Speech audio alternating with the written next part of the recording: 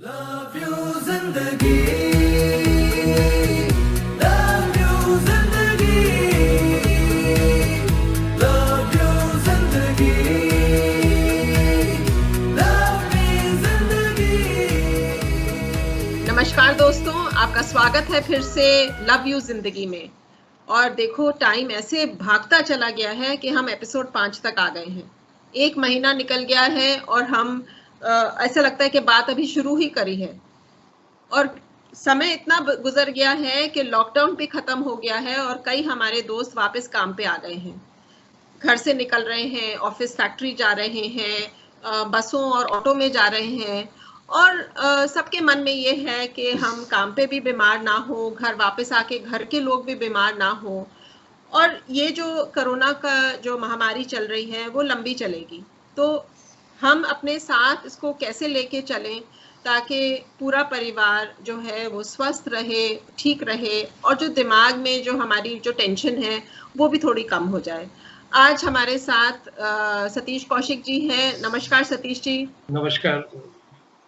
और हमारे साथ डॉक्टर निशा है। नमस्कार डॉक्टर निशा। नमस्कार आरती जी। और डॉक्टर विनीत क्वात्रा। नमस्कार डॉक्टर विनीत। नमस्कार जी। नमस्कार। तो सतीश जी, बात शुरू करें सबसे पहले शुरुआत से ही कि जरूरी है कि लोग सोचेंगे कि अरे इनके बारे में तो बहुत बात हो चुकी, खाना हाथ कैसे धोने हैं और मुंह कैसे ढकना है, पर तब भी हम देख रहे हैं कि लोग उसका पालन नहीं कर पा रहे हैं। तो डॉक्टर निशा, सबसे पहले आप जरा ये बताइए कि जो हाथ धोने का जो सिस्टम है वो क्यों जरूरी है और एग्जैक्टली कैसे करना है? आरती जी, जो हाथ धोने का सिस्टम है वो अभी हम सबको ही पता है। जब से कोरोना स्टार्ट हुआ है हम तब से सबको सिखा रहे हैं। आई थिंक आज फर्स्ट स्टैंडर्ड के बच्चे वीडियोस बना के शेयर कर रहे हैं how to do the hand washings. तो वो बहुत इम्पोर्टेंट है कि हमें 20 सेकेंड के लिए हैंड वॉश करना है। जो लोगों के मन में सबसे बड़ा मिथ ये है कि हमें हैंड वॉश के लिए किसी सैनिटाइजर का इस्तेमाल करना है या किसी अल्कोहल बेस्ड हैंड रब का ही यूज करना है। ऐसा बिल्कुल भी नहीं है। अभी भी अगर आप देखेंगे तो बेस्ट हैंड हाइजीन आप सोप एंड वाटर से ही कर सकते हैं। सिंपल साबुन और पानी से भी अगर आप हाथ धोएंगे तो वो बेस्ट तरीका है। अगर आप अल्कोहल हैंड रब यूज कर रहे हैं तो उसमें मिनिमम 60% अल्कोहल होना चाहिए। वो हैंड रब भी आप यूज कर सकते हैं। इम्पॉर्टेंट ये है हैंड वॉशिंग में कि आप जब हाथ साफ करते हैं, चाहे साबुन या पानी से करें या फिर आप अल्कोहल बेस्ड हैंड रब से करें, आपको अपने हाथों को आगे और पीछे से तो साफ करना ही है, और जो कुछ जगह जैसे उंगलियों के बीच की जगह होती है या जो हमारे नाखूनों के अंदर की जगह होती है, वहां से जरूर आपको क्लीनिंग करना है। सबसे इम्पोर्टेंट ये है जो हैंड वॉश है वो आपको जब भी आप किसी सरफेस को टच करते हैं, क्योंकि हम रूटीन अपना जब हम लोग वापस अपने वर्क प्लेस पे जाना शुरू कर रहे हैं तो हम बहुत सारी जगह कांटेक्ट में आते हैं और हम भूल जाते हैं कि हमने कहाँ कहाँ टच किया है। तो इस चीज का थोड़ा सा प्रैक्टिस करने की जरूरत है। जैसे आप अगर स्टेयर केस दे रहे हैं तो अपने रेलिंग को होल्ड, तो वहां से आपका हुआ, आप अपने घर पे वापस आए, आपने अपने हैंडल को टच किया, तो आपके जो जर्म्स आपके हाथ पे हैं वो भी आपने अपने डोर हैंडल पे लगा दिए, और अगर डोर हैंडल पे पहले जो जर्म्स हैं वो भी आपके हाथ पे आ गए। तो जब भी आप ऐसी किसी हाई टच चीजों को टच करते हैं उस दौरान आपको हैंड वॉशिंग जरूर करना है।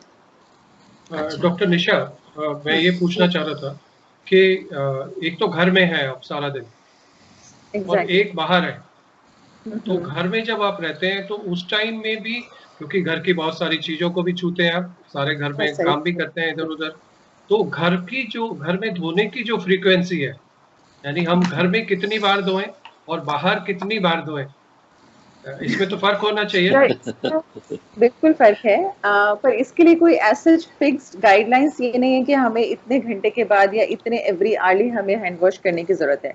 सपोज आप घर में रह रहे हैं और आपके घर में कोई भी कोविड पॉजिटिव या कोई भी फ्लू का इन्फेक्टेड पेशेंट नहीं है, तो डेफिनेटली आपके वहाँ पे कोई वायरस का सोर्स घर में नहीं है। बट क्योंकि घर पे ओपन प्लेस है जहाँ पे धूप हवा सब चीजें आती हैं, तो उस वजह से ये जर्म्स कहीं से भी आ सकते हैं। या बाजार से बहुत सारे एसेंशियल जो हमारे प्रोडक्ट्स हैं, डे टू डे लाइफ में यूज होने वाली चीजें, वो हम खरीद के लाते हैं, तो उस समय पे हमारा कांटेक्ट होता है इन जर्म्स के साथ। तो घर में सबसे इम्पोर्टेंट होता है जब भी आप बाहर से घर में अंदर आ रहे हैं या घर से बाहर जा रहे हैं, उस दौरान आपको हैंड वॉश करना है। जब भी आप किसी बाहर से लाई हुई चीज को टच करें, जैसे मिल्क पैकेट्स आप लाए या वेजिटेबल्स आप लेके आए या कोई आपका पार्सल आया, जैसे अभी हमारा ऑनलाइन सब चीजें शॉपिंग एंड मिलने एवरीथिंग लगे। Has started. जी जी जी बिल्कुल। जी। तो कुछ भी वो लेते हैं तो उस पैकेट को भी पहले सैनिटाइज करना है और अपने हैंड्स को भी सैनिटाइज करना है इमीडिएटली। दूसरा, आप घर में कोशिश कीजिए कम से कम हर 2 से 3 घंटे में ज़रूर अपने हैंड वॉश करें। अगर हम ये बात करें जब हम वर्क प्लेस पे जा रहे हैं, तो वर्क प्लेस में हमें डेफिनेटली ज़्यादा फ्रीक्वेंट हैंड वॉशिंग की ज़रूरत है, क्योंकि काम करते हुए हम बहुत बार भूल जाते हैं कि इस दौरान हमने पिछले 1 घंटे में किस-किस चीज़ को टच किया है। अगर आप जी ट्रैवलिंग के अलावा अपने वर्क प्लेस पे भी वर्क कर रहे हैं, तब भी हम रिकमेंड करते हैं हर 1 घंटे में आपको एक बार हैंड वॉश ज़रूर करने चाहिए। जी जी। तो डॉक्टर विनीत, आप ये बताइए, जो मास्क बार बार ये मैसेजिंग आ रही है कि मास्क पहनिए, तो एक तो मास्क पहनने का फंक्शन क्या है कि हम मास्क क्यों पहन रहे हैं, और दूसरा किस तरह की मास्क होनी चाहिए, या कुछ और इस्तेमाल कर सकते हैं क्या, या दुपट्टा या गमछा या कोई और चीज, तो और जो भी चीज इस्तेमाल कर रहे हैं उसको इस्तेमाल करते समय क्या ध्यान रखना है? देखिए, पहली चीज तो मास्क जरूरी है जी इससे हमें बचने के लिए, चाहे आप वर्क प्लेस पे हैं, चाहे आप ऑटो में जा रहे हैं, बस में जा रहे हैं, तो पहली चीज तो है कि मास्क पहनना जरूरी है।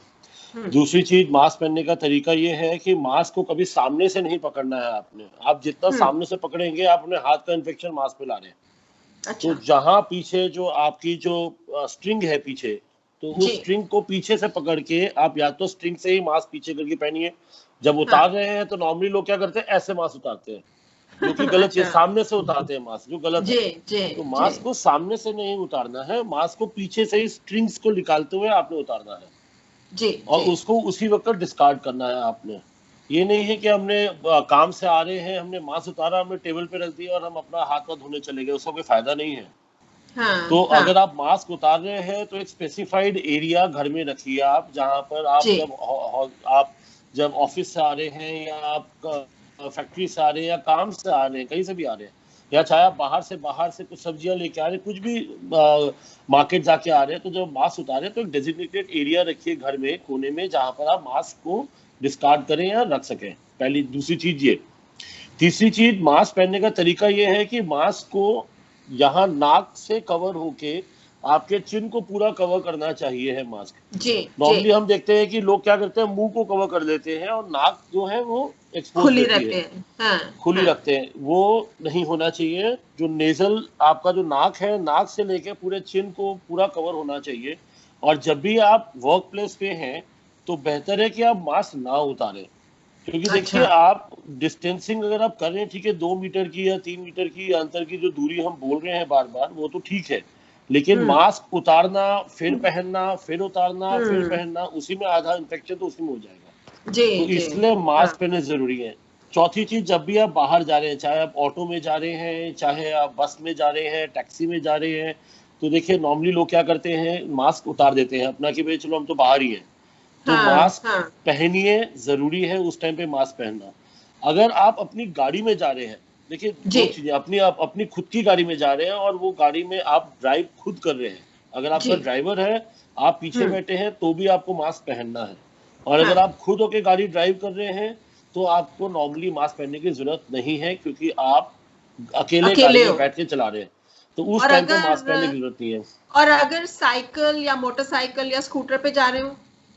देखिए, अगर पिलॉन है, मतलब अगर पीछे आपकी कोई सवारी बैठी हुई है, तो जरूरी है मास्क पहनना है। और देखिए ओपन है, क्योंकि आप साइकिल पे हैं या आप मोटरसाइकिल पे हैं, उसमें मास्क पहनना जरूरी है। अच्छा। क्योंकि देखिए आपका एक्सपोजर तो आजू बाजू में, तो आपके मोटरसाइकिल इधर उधर खड़े होंगे तो आपका एक्सपोजर है। गाड़ियों में कैसा है कि आपके शीशे चढ़े हुए रहते हैं, तो इतना आपका एक्सपोजर नहीं है। बैरियर है आपके पास एक। अच्छा। मोटरसाइकिल्स में और साइकिल में, ऑटो में बैरियर नहीं है कहीं भी। अच्छा। तो वो बैरियर को प्रिवेंट करने के लिए जी। हमें वो मास्क पहनना जरूरी है।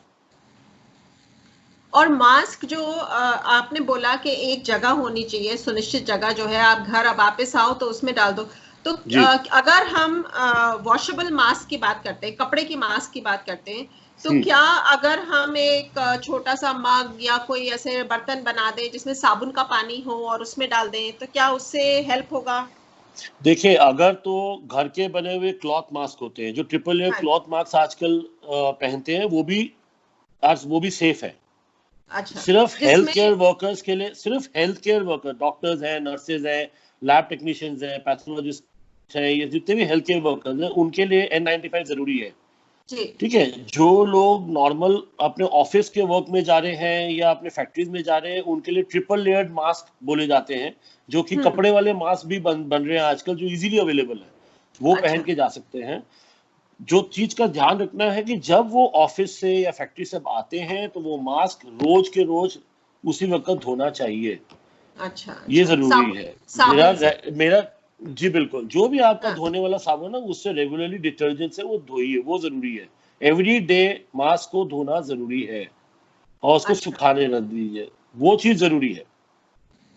तो डॉक्टर निशा, मास्क की अगर बात करें तो घर में और क्या क्या चीजें हैं जो मास्क की तरह इस्तेमाल की जा सकती हैं अगर मास्क नहीं हो तो? देखिए आरती जी, मैं थोड़ा सा मास्क के बारे में आपको और बताना चाहूंगी, क्योंकि इसको लेके हमारे यहाँ पे सोसाइटी में बहुत सारे मिथ्स हैं। हाँ जी। सबसे इम्पोर्टेंट, जैसे सर ने बताया कि जनरल पब्लिक के लिए नॉर्मल क्लोथिंग मास्क हम यूज कर सकते हैं। तो अगर हम बताना चाहें तो मास्क को हम 3 तरह से डिवाइड कर सकते हैं। एक होते हैं फैब्रिक मास्क, जो हम घर में अपने कपड़ों से बना सकते हैं, घर पे खुद से बना सकते हैं। दूसरे होते हैं मेडिकल या सर्जिकल मास्क, जो आपने देखा होगा ब्लू कलर के मास्क आते हैं। और तीसरे होते हैं N95 मास्क, राइट। तो तीनों को यूज करने का तरीका सेम ही है।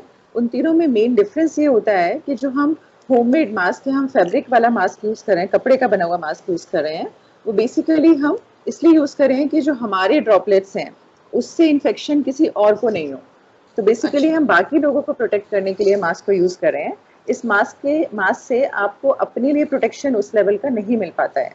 बट अगर सभी लोग इस मास्क को यूज कर रहे हैं, देन डेफिनेटली हम एक दूसरे से अल्टीमेटली सबका इन्फेक्शन प्रिवेंट कर रहे हैं। इसीलिए बोला जा रहा है कि मास्क पहनना बहुत जरूरी है। आज जब लॉकडाउन खुल गया है तो बहुत सारे लोग इस चीज को लेके लीनियंटली बिहेव कर रहे हैं कि मास्क पहनने की क्या जरूरत है, अब तो लॉकडाउन खत्म हो गया है। तो उनको ये समझना बहुत जरूरी है कि जो पेशेंट जिनको सिम्टम्स नहीं आ रहे हैं, जिन्हें हम एसिम्प्टोमेटिक कहते हैं, उन लोगों में भी कोविड का वायरस हो सकता है। और जब आप बोलते हैं, छींकते हैं या खांसते हैं, तो उस दौरान ये वायरस एयर ड्रॉपलेट्स के थ्रू रिलीज होता है और दूसरे लोगों तक पहुंच सकता है। तो उस टाइम अगर आपने मास्क पहना हुआ है तो आपके जो ड्रॉपलेट्स हैं वो सामने वाले इंसान तक नहीं पहुंच पाएंगे। तो इसलिए फैब्रिक मास्क पहनना बहुत जरूरी है।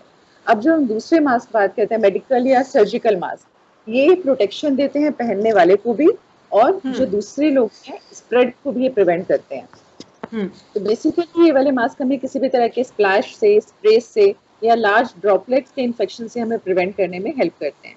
जब भी आप ये सर्जिकल मास्क या मेडिकल मास्क भी, मैंने बहुत सारे लोगों को देखा है, बिकॉज ये डिस्पोजेबल होते हैं और बहुत ही सस्ते रेट में मिल जाते हैं, तो फ्रीक्वेंटली लोग इसका यूज कर रहे हैं। अगर इसका यूज करना है तो इस चीज में ये ध्यान रखना बहुत जरूरी है कि इसमें ऊपर एक लेयर होती है जो थोड़ी स्टिफ होती है, जहाँ पे एक मेटल पीस रहता है, तो वो आपको ऊपर की तरफ, मतलब नाक पे रखना है, ताकि आप उसको नाक पे दबाकर उसका शेप दे सके, वो एयर टाइट हो पाए।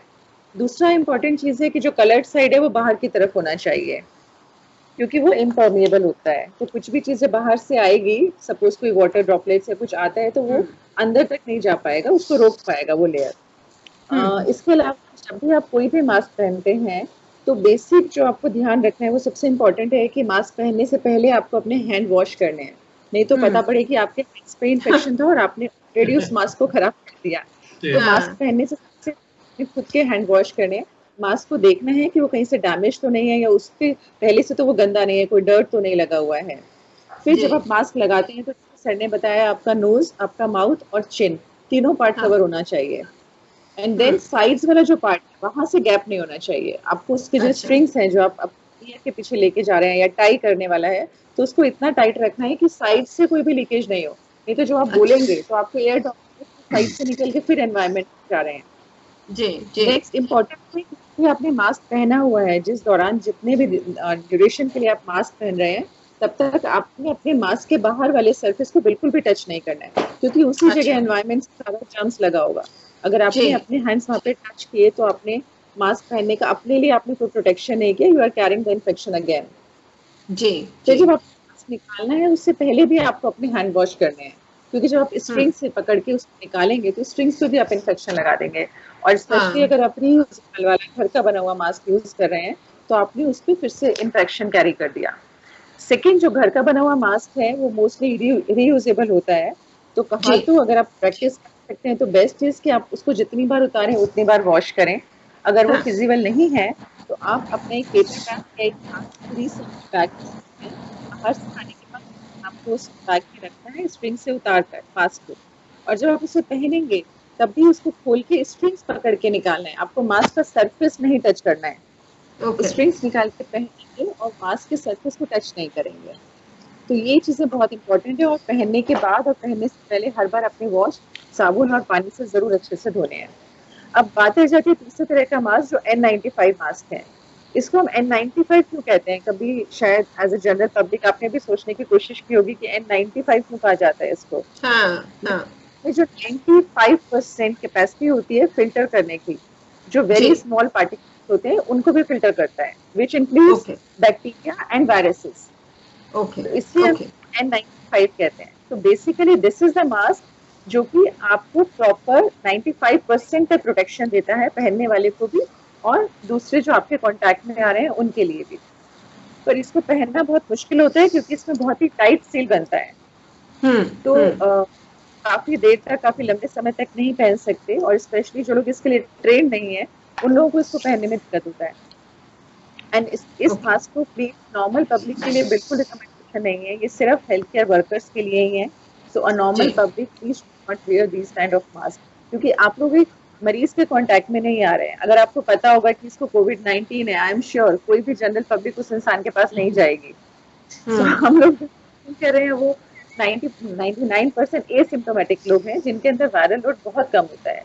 तो उस कंडीशन में आप घर के बने हुए मास्क या फिर सर्जिकल और मेडिकल मास्क आराम से यूज कर सकते हैं। N95 यूज करने की जरूरत नहीं है। दूसरा चीज, मास्क किनको नहीं पहनना चाहिए वो हैं बच्चे जो 2 साल से छोटे हैं, उनको मास्क लगाने की जरूरत नहीं है, और वो लोग जिनको सांस लेने में दिक्कत है। ओके। ओके।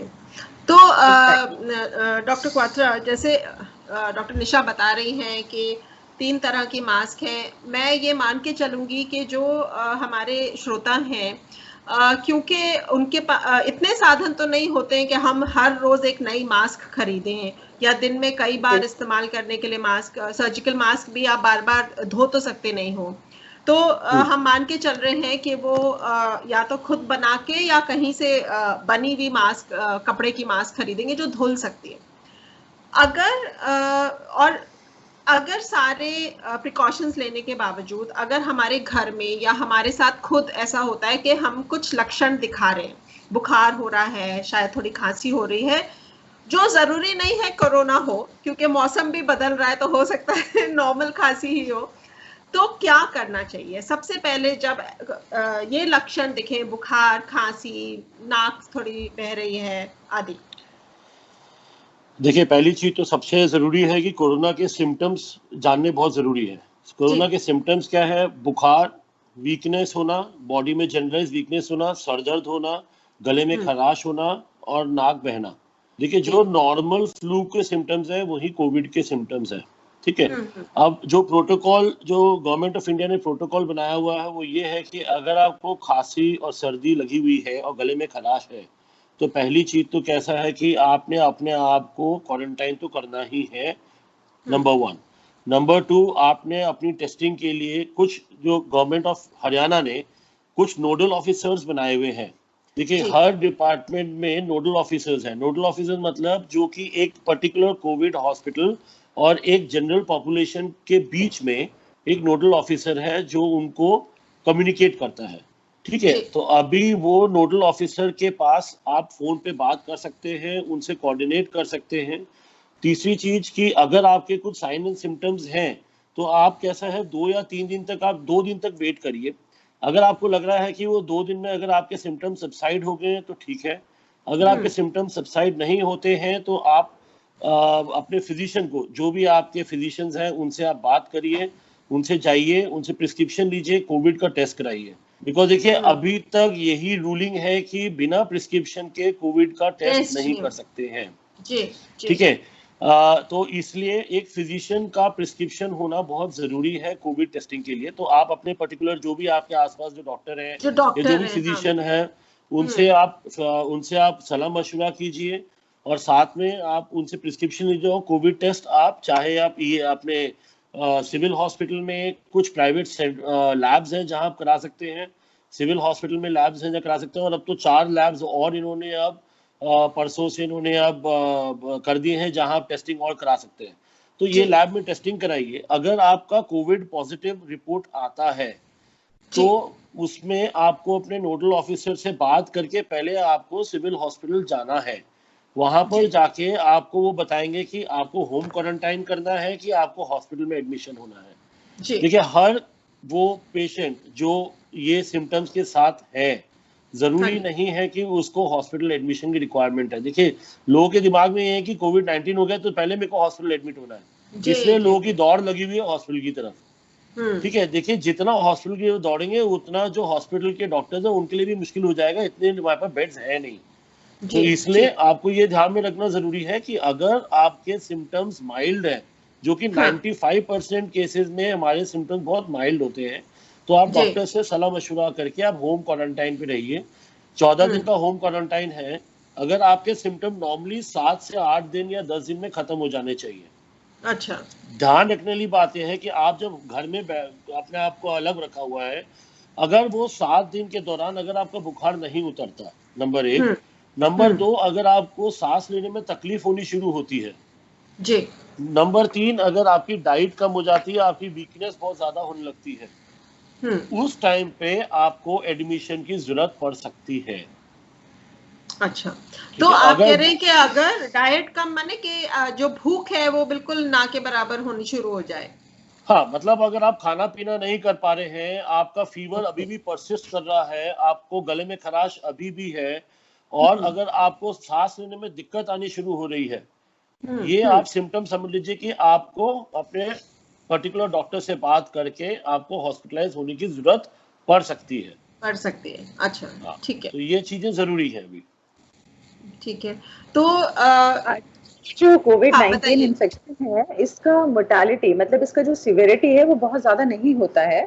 जो 80% लोग हैं उनको एडमिट होने की या डॉक्टर से डायरेक्ट कांटेक्ट में रहने की जरूरत नहीं है। जरूर घर पे आराम से रिकवर हो सकते हैं। ये नॉर्मल जैसे हम लोग को सर्दी खांसी जुकाम होता है, उसी तरह से 80% लोगों में होकर निकल जाता है। सिर्फ वो 20% लोग हैं जिनको एडमिट होने की जरूरत है। उसमें भी हमें समझना होगा कि उस 20% में स्पेशली वो लोग हैं जो कि एक्सट्रीम्स ऑफ एजेस पे हैं, जैसे जो बच्चे हैं, 6 साल से छोटे बच्चे हैं, या 50 साल से ज्यादा की उम्र के लोग हैं, और स्पेशली वो लोग जिनको साथ में कुछ और एसोसिएटेड प्रॉब्लम्स हैं, जैसे कि शुगर का प्रॉब्लम है, बीपी का प्रॉब्लम है, या एस्थमा की प्रॉब्लम है, कोई लंग डिजीज है, तो वो बीमारी थोड़ा ज्यादा दिक्कत करती है। अदरवाइज इससे बहुत पैनिक होने की जरूरत नहीं है। हाँ, तो बस ध्यान रखना है कि कदम क्या है बीमारी के, स्टेप वाइज कदम लेने जरूरी है। बस ध्यान रखना है कि आपने किस टाइम पे क्या करना है। तो क्या जैसे बुखार के लिए तो जो दवाइयाँ चाहिए, जो खांसी के लिए दवाइयाँ चाहिए, क्या वो डॉक्टर बताएंगे या कोई कॉमन दवाइयाँ? देखिए आरती जी, ऐसा होता है नॉर्मली इस टाइम पे, देखिए हमारे देश में वैसे दवाइयाँ सारी काउंटर पे मिल जाती है, तो डॉक्टर की जरूरत तो पड़ती नहीं है, बेसिक डॉक्टर की जरूरत पड़ती नहीं है। ठीक है, बट हाँ ये है कि चलिए, ये है कि घर में पैरासीटामोल, जो क्रोसिन जो है, पैरासीटामोल रखिए। और बाकी देखिए, विटामिन सी एक जरूरी चीज है जो देनी होती है, विटामिन डी जरूरी होता है। ठीक है, और खांसी के लिए खांसी की दवाई, और अगर एंटीबायोटिक की जरूरत हो तो वो आप अपने डॉक्टर से प्रिस्क्राइब करके ही ले, बेहतर है। ये तो नॉर्मली क्या लोग आजकल कर रहे हैं कि स्टॉक रख रहे हैं हर चीज का, और अपने आप दवाइयां करे जा रहे हैं, जो कि गलत चीज है। तो प्रेफरेबली आजकल वीडियो कॉन्फ्रेंसिंग हो चुकी है, टेली कंसल्टेशन आ चुके हैं, गवर्नमेंट ऑफ इंडिया अप्रूव्ड है सब। तो अगर आपको कुछ साइन सिम्टम्स है तो अपने आप से दवाइयां शुरू ना करें, आप अपने जो भी आपके डॉक्टर हैं उनसे बात करें, वो आपको प्रिस्क्रिप्शन देंगे वो दवाइयों के, और फिर आप वो शुरू कर सकते हैं। देखिए, जरूरी नहीं है कि आपको जो आजकल हाइड्रोक्सीक्लोरोक्विन लोग बोल रहे हैं, जो आमतौर पर सब लोगों ने इकट्ठी करके रखी हुई है घरों में, तो ये सब चीजें जरूरत नहीं है। आपने simple paracetamol, vitamin C, vitamin D, जो कि आपके नॉर्मल खाने की चीजों में भी अवेलेबल है, वो आप रेगुलरली एज ए प्रिकॉशन आप लेते रहिए, एज ए प्रिकॉशनरी मेजर। और अगर जरूरत पड़ती है दवाइयों की, प्रेफरेबली मैं ये बोलूंगा कि अपने डॉक्टर से कंसल्ट करके ही दवाइयां लीजिए। बट हाँ, घर में पैरासीटामोल होना इज वो तो जरूरी है, वो हाँ। जरूरी है, उसके बाद जरूरत नहीं है कुछ ज्यादा। और ऑल्सो ये है कि शायद लोग ये नहीं ध्यान रख रहे कि हो सकता है कि आप ऑलरेडी किसी चीज की दवाई ले रहे हो सकता है बीपी की दवाई ले रहे हो या किसी और चीज की दवाई ले रहे हो, और उसका आपने अपना खुद से कुछ दवाइयां ले ली और उनका इंटरेक्शन हो गया, तो एक रिएक्शन भी तो हो सकता है। एग्जैक्टली इसलिए मैंने बोला कि आपके जो फिजिशियन है या जो भी आपके डॉक्टर जो आपको देखते जा रहे हैं उनसे बात करिए, बात किए बिना कोई दवाई कोई एंटीबायोटिक ऐसे ना लीजिए। तो प्रेफरेबली जो रखना है वो आपसे मेरे हिसाब से पैरासीटामोल रखिए, वो जरूरी है बुखार के लिए। नॉर्मली जैसे डॉक्टर निशा ने बोला ये नॉर्मली फ्लू इन्फेक्शन है, जैसे नॉर्मल सर्दी खांसी जुकाम होता है वो चीज को जैसे हम घर में ट्रीट करते हैं वो सब करिए। बट हाँ, जैसे मैंने फेजेस बताए कि अगर आपको 4-5 दिन बाद भी अगर आपको फीवर है या खांसी नहीं जा रही है या ब्रीदिंग में तकलीफ हो रही है, दैट इज द पॉइंट कि आपको वहां पर आपको अपने डॉक्टर से बात करके आगे हॉस्पिटल में 50-50% चांसेस है या नहीं है वो डिसाइड करके बताएंगे आपको। अच्छा, तो जो आप कह रहे थे कि बॉडी में कमजोरी भी आ जाती है, तो उसके लिए डॉक्टर निशा क्या ORS लेना फायदेमंद होगा, इलेक्ट्रॉल ORS, अगर बुखार हो रहा है? देखिए, कोई भी जो फ्लू होता है आरती जी, उसमें जो हमें कमजोरी लगती है वो इस वजह से होती है, एक तो हमारा जो खाना है हम उसको, हमारा जो इनटेक है बेसिकली हम उसको कम कर देते हैं, और दूसरा जब भी हमें कोई टेम्परेचर बॉडी में बुखार कुछ भी आता है तो हमारी बॉडी से वाटर लॉस बहुत ज्यादा होता है, और स्पेशली इस टाइम जो गर्मियों का सीजन है उस समय वैसे ही बॉडी से वाटर लॉस बहुत ज्यादा होता है। तो स्पेसिफिकली ORS लेने की जरूरत नहीं है। आपको इम्पोर्टेंट है कि दिन में कम से कम 10 से 12 ग्लास पीने के लिए चीजें लीजिए। उसमें आप डेफिनेटली कोशिश कर सकते हैं कि जो आप लिक्विड ले रहे हैं वो ट्राई कीजिए कि थोड़ा सा हेल्दी लिक्विड हो, जैसे कि आप नींबू शिकंजी में बना के ले सकते हैं, आप ग्लूकॉन डी घर में रख सकते हैं, ग्लूकॉन डी ले सकते हैं, ORS भी ले सकते हैं, बट ऐसे इट्स नॉट इंडिकेटेड कि ORS लेते ही इस बीमारी का कुछ सॉल्यूशन हो जाएगा। It's not that. नहीं, नॉट सॉल्यूशन के, बस जो बुखार में कमजोरी जो बहुत आती है, बिल्कुल आती है, उसके लिए हमें लिक्विड इनटेक पे वर्क करना है। आप सूप ले सकते हैं, घर का बना हुआ गरम सूप आप बना के, आप घर के निकले जूसेस बना सकते हैं, अगर फ्रेश नारियल पानी है तो ले सकते हैं। तो इन सब चीजों से आपको किसी से प्रोटीन, किसी से कार्बोहाइड्रेट, किसी से विटामिन सी, तो आपके मिनरल और आपका कार्बोहाइड्रेट्स का बैलेंस बना रहता है, जिससे आपको कमजोरी कम महसूस होती है। ओके, तो डॉक्टर विनीत, लास्ट जो क्वेश्चन आज का है आप दोनों के लिए, कि अगर घर में किसी को कोरोना वायरस है, टेस्ट हो गया है, पॉजिटिव निकला है, तो जो घर के बाकी लोग हैं अगर वो नेगेटिव हैं और उनके ऊपर जिम्मेदारी आ रही है अब इस पेशेंट का ध्यान रखने की, तो वो कैसे करें, किन चीजों का ध्यान रखें, किस तरह से डिस्टेंसिंग भी रखें बट ध्यान भी रखना है? देखिए ऐसा आरती जी, पहली चीज तो मैं ORS के बारे में क्लियर करना चाहता हूँ। देखिए नॉर्मली लोग ORS बहुत एक जिसे कहते हैं ना कि कुछ भी हुआ तो ORS पी लो, ठीक है। तो देखिए ऐसा है कि ORS के साइड इफेक्ट्स भी हैं, क्योंकि देखिए उसके बनाने के तरीके अलग हैं, उसको लेने का तरीका अलग है, कब लेना है, कैसे लेना है, बहुत सारी चीजें उसमें होती है। तो ORS की इतनी ज्यादा जरूरत नहीं होती है। जैसे डॉक्टर निशा ने बताया, घर की बनी हुई चीजें जितना लिक्विड ले सकते हैं वो लीजिए। ORS की ऐसी कोई बहुत ज्यादा जरूरत नहीं है, बिकॉज उसमें बहुत पर्टिकुलर कॉम्बिनेशन के हिसाब से सब कुछ होता है, तो वो चीजें हार्म कर सकती हैं उल्टा। अगर हाइपरटेंसिव है पेशेंट, तो ये सब चीजों में हार्म करती है। तो बेटर जितना घर का बना हुआ चीजें लेंगे उतनी अच्छी है, जैसे डॉक्टर निशा ने सब बताया। दूसरी चीज देखिए, अगर घर में अगर हम हमारे घर में समझिए अगर कोई ऐसे कोविड पॉजिटिव अगर कोई हमारे फैमिली मेंबर होते हैं, तो देखिए उसमें जो होम क्वारंटाइन मेजर्स हैं जो गवर्नमेंट ने दिए हुए हैं, ठीक है। होम क्वारंटाइन मेजर्स में देखिए कुछ पॉइंट्स हैं जो ध्यान रखने हैं। पहली चीज, अगर जैसे हमने पहले भी बात की थी इस बारे में कि 80% of the cases are mild symptoms, right, और 80% बहुत हल्के फुल्के सिम्टम्स होते हैं। तो बिल्कुल सही बात है कि अगर कोई कोविड पॉजिटिव आता है हमारे घर में तो उनको एक कमरा डेजिग्नेट करिए, वो कमरे के बाहर नहीं आएंगे, उनको मास्क पहनाना अनिवार्य है, he has to wear mask compulsory, number 2। Number 3, जो भी उनकी रिक्वायरमेंट्स हैं, कोई एक केयर टेकर होना चाहिए डेजिग्नेटेड उस आदमी के लिए, अच्छा, सारे घर वालों को इन्वॉल्व होने की जरूरत नहीं है उस एक कोविड पेशेंट के लिए। जी, सिंगल जी, केयर टेकर इज इम्पोर्टेंट। एक सिंगल जी, केयर टेकर ही उसका ध्यान रखना चाहिए। अगर आपके पास रूम्स अवेलेबल है तो एक रूम डेजिग्नेट करिए उन पेशेंट के लिए, और एक केयर टेकर डेजिग्नेट करिए जो उनको खाना प्रोवाइड कर सके। नंबर 2, उनका जो भी खाना है, कपड़े हैं, या जो भी उनके मास्क हैं, वो देखिए वो अपने आप ही उनको डिस्कार्ड करेंगे, या अपने आप ही उनका धोना या जो भी है वो सब अपने आप ही करेंगे। ठीक है। थर्ड थिंग होती है जो मेडिकेशंस है वो उनके रूम में ही होंगी। जो पानी आप देंगे वो सब अलग रहेगा, ग्लास अलग रहेगा, सब कुछ अलग रखना है। तो ऐसा नहीं है कि वो चीजें सारी मिक्सअप होंगी जो नॉर्मल हमारे घर में जी, लोग हैं, और उनके साथ मिक्सअप नहीं होना चाहिए। बर्तन ठीक है, अलग, सब कुछ खाने के बिल्कुल बर्तन अलग। हाँ, बिल्कुल। तो ये सब चीजें हैं, क्योंकि नॉर्मली क्या होता है कि एक पेशेंट अगर पॉजिटिव है तो पूरा घर बार उसके लिए लग जाता है, तो वो गलत चीज है। सिर्फ जी, एक डेजिग्नेटेड कोई भी member of the family should be involve in that patient. और आजकल मोबाइल टेक्नोलॉजी इतनी बढ़िया हो गई ना, मोबाइल से मेरे को ये चाहिए, मेरे को वो चाहिए, मेरे को वो चाहिए, तो वो चीज आराम से हो जाती है। अब ऐसी बात नहीं कि अंदर सही, जाके पूछने की जरूरत है कि क्या है क्या नहीं। हाँ, हाँ, सो हाँ, दैट यस, यूज टेक्नोलॉजी का इस्तेमाल करिए। आपको जो चाहिए आप फोन पे बात करिए, एंड देन वो जो भी केयर टेकर है वो चीजें प्रोवाइड करेंगे आपको। जी, ठीक जी, है। और जी, ये नहीं है कि 7 दिन हुए नहीं, हम ठीक हो गए तो हम बाहर आ गए, घर में हाँ। बैठना शुरू कर दिया। वो चीजें नहीं होनी चाहिए, चीज का ध्यान रखना जरूरी है। तो आप जो पेशेंट है वो बाहर कब निकल सकता है? देखिए नॉर्मली जो क्वारंटाइन होता है वो 14 डेज का क्वारंटाइन है। ठीक है। तो जैसे मैंने बताया, फर्स्ट 7 डेज तो फीवर एक्सपेक्टेड होता है कि 7 से 10 दिन फीवर रहेगा। कई जी, लोगों में क्योंकि सिम्टम्स बहुत कम है, वायरस लोड बहुत कम होता है, तो 2-3 दिन में ही कई लोग ठीक हो जाते हैं। ठीक है। अच्छा, तो देखिए गाइडलाइंस जो है होम क्वारंटाइन की हर हफ्ते चेंज हो रही है।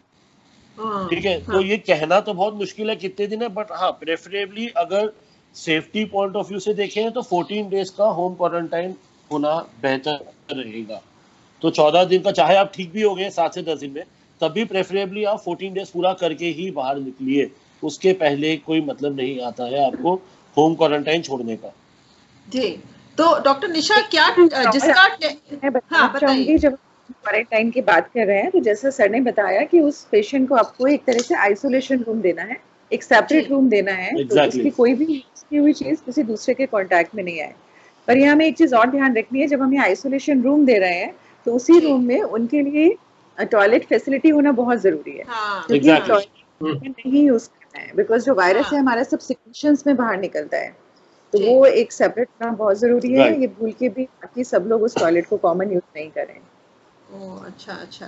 तो ये डॉक्टर निशा बताइए जाते जाते कि जब पेशेंट पॉजिटिव टेस्ट हो रहा है, तो उसका कोविड पॉजिटिव टेस्ट आ गया, 2 हफ्ते हो गए, अब बुखार खत्म, खांसी खत्म, माने सब ठीक हो गया, क्या उसका टेस्ट फिर से होता है ताकि कोविड नेगेटिव हुआ कि नहीं पता चले? एग्जैक्टली जब भी आप होम क्वारंटाइन कर रहे हैं तो आप अपनी किसी डॉक्टर की कंसल्टेशन के साथ कर रहे होंगे, तो जी, वो आपको बताएंगे। आपके सिम्टम्स खत्म होने के बाद हम 1 हफ्ते के बाद फिर से आपका टेस्ट कराते हैं, और जब आपका टेस्ट नेगेटिव आ जाता है तभी हम आपको आइसोलेशन खत्म करने की परमिशन देते हैं। अच्छा, अच्छा। तो दो टेस्ट होते हैं, जब एक बार आपका नेगेटिव आए तभी आप उस कमरे में से निकल सकते हैं। एग्जैक्ट, बिल्कुल।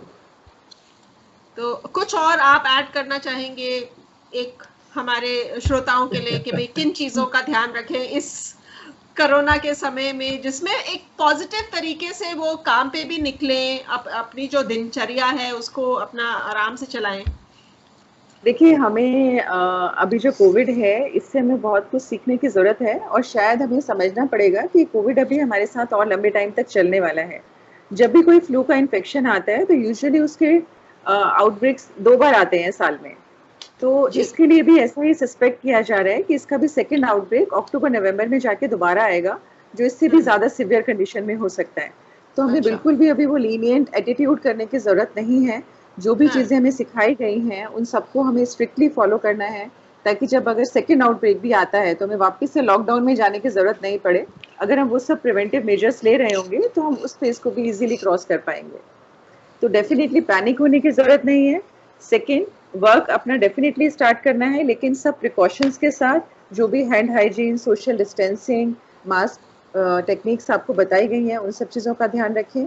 और थर्ड इम्पॉर्टेंट चीज़ है, आप अपना immunity level definitely boost up करने की कोशिश कीजिए, क्योंकि एक इम्यूनिटी ही है जो हम लोगों को इस इन्फेक्शन से या किसी भी तरह के इन्फेक्शन से बचा सकती है। उस इम्यूनिटी को बूस्ट करने के लिए कुछ चीज़ें आप अपने डाइट में ले सकते हैं, और दूसरा इम्पॉर्टेंट है माइंड को रिलैक्स करके, तो उसके लिए मेडिटेशन या योगा या जिस भी चीज़ से आपको मेंटल रिलैक्सेशन मिलता है वो साथ में प्लीज़ ज़रूर कीजिएगा। एंड हेल्दी डाइट जितना आप करेंगे या जितना फिजिकली अपने आप को फिट रख सकते हैं, उस चीज़ पे ज़रूर साथ में ध्यान दीजिएगा। डॉक्टर और विनीत, आप क्या? हाँ सतीश जी।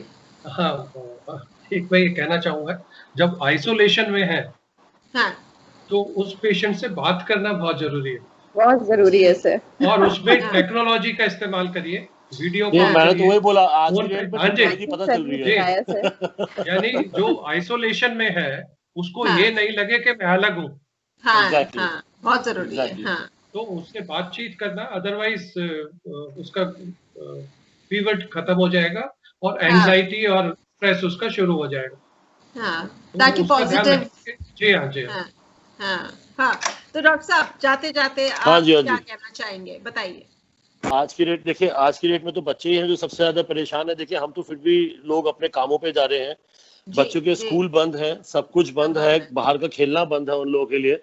तो देखिए, सबसे बड़ी बात है कि उनका level of positivity and all those things should be made a point कि भाई उनका ध्यान रखना बहुत जरूरी है। जी, उनके साथ जी। इन्वॉल्व होइए, उनके साथ जितना ज्यादा इन्वॉल्व हो सके।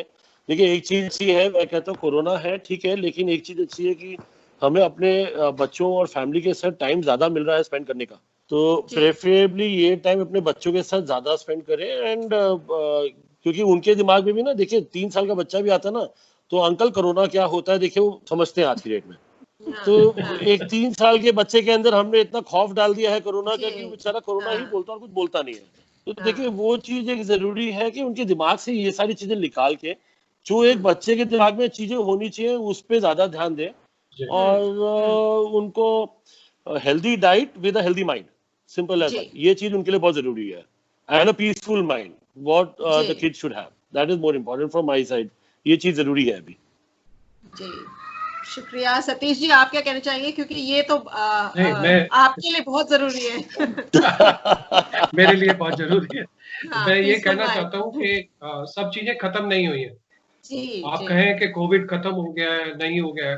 अभी कई बार बाहर जाते हैं तो आपको 50-60% लोग ऐसे मिलेंगे, ना तो मास्क लगाए हुए हैं, वो इतनी मस्ती से चल रहे होते हैं कि आपको अजीब लगता है कि क्या इकट्ठे टोलियां बना के चल रहे होते हैं, लेकिन अभी कुछ खत्म नहीं हुआ है। नहीं, हाँ। और यानी सर अब तो मास्क लगाए भी होते हैं, तो जब सामने वाले जी। से बात करना शुरू करते हैं तब मास्क हटा वो देते हटा, हैं। हाँ वो हटा देंगे। तो ये सब बहुत जरूरी है, मास्क आपने दूसरों की प्रोटेक्शन के लिए ही लगाया हुआ है। देखो, हाँ, हाँ। लापरवाही जो है जानलेवा हो सकती है। जी, जी। यानी उसमें कुछ भी आपको लापरवाही ना करें, छूट ना दें इस तरह की। और जितना ध्यान अभी तक आप रख रहे थे उससे ज्यादा ध्यान रखिए, ठीक, क्योंकि केसेस बहुत ज्यादा जल्दी जल्दी बढ़ रहे हैं। पहले बहुत कम केसेस दिखाई देते थे, अब ज्यादा केसेस है। तो हाँ। जितना ध्यान, और जैसे डॉक्टर्स कहते हैं कि अब जो लड़ाई है वो हॉस्पिटल की बजाय आपके घरों में और गलियों में होगी। जी, जी, जी। तो वो जी, घर वाली लड़ाई और Absolutely. गलियों वाली लड़ाई के लिए बी प्रिपेयर्ड। जी, जी, उसमें बिल्कुल। चाहे वर्कर्स हैं हमारे, चाहे ऑफिस में काम करने वाले हैं, या कोई भी है, तो आप अपना ध्यान रखिए और अपने परिवार का ध्यान रखिए, ताकि आप भी बच सकें और दूसरों को भी बीमार होने से बचा सकें। जी, जी। क्योंकि आप अपने आप बिल्कुल। को तो बचा ही रहे हैं, लेकिन आपका कोई हक नहीं बनता कि दूसरे को बीमार करे। जी, जी, सही है। तो ये ध्यान बिल्कुल। रखिए। Very true sir. तो दोस्तों, आपने सुना कि देखो, जिंदगी से प्यार तो करना पड़ेगा, क्योंकि इसीलिए ये बार बार ये ध्यान रखना पड़ेगा कि मुझे जिंदगी से प्यार है, मुझे अपने परिवार की जिंदगी से प्यार है, मुझे अपने समाज की जिंदगी से प्यार है। इसीलिए हमें जो जो एहतियात बरतने हैं वो बरतने हैं और लंबे अरसे तक बरतने हैं। और अगर आज आपको और आपके बच्चों को हाथ धोने की आदत पड़ जाए तो ये तो आपकी जिंदगी भर काम आएगी, कोरोना हो कि ना हो। दूसरा ये है जो डॉक्टर विनीत भी कह रहे हैं और सतीश जी भी कह रहे हैं कि अपना जो मानसिक स्वास्थ्य है उस पर ज़रूर ध्यान दें। आपके जो बच्चे हैं वो बाहर खेलने नहीं जा पा रहे हैं, वो घर में बंद हैं, एक अपना जो समय मिल जाता है अपने दोस्तों के साथ वो उनके लिए चला गया है, स्कूल में जो समय मिल जाता है वो चला गया है, और एक अपना एक बच्चों के ऊपर एक अलग तरह का स्ट्रेस है, और उनके साथ टाइम स्पेंड करना, उनके साथ कुछ कुछ खेल खेलना, उनके साथ बातें करना वो भी बहुत ज़रूरी है, और एक नज़र रखना कि उनका मानसिक स्वास्थ्य ठीक चल रहा है कि नहीं। तो इसीलिए ये ध्यान रखते हुए हम चलते हैं, मिलेंगे आपके साथ फिर अगले हफ्ते। अगर आपका कोई फीडबैक है, आपके कोई सवाल हैं डॉक्टर्स के लिए, तो आप हमें व्हाट्सएप करिए। हमारा नंबर है 9958941408, और आप हमें सुन सकते हैं गुड़गांव की आवाज़ पर 107.8 FM, आपका आवाज़ और आपका रेडियो। नमस्कार, शुक्रिया। Love you जिंदगी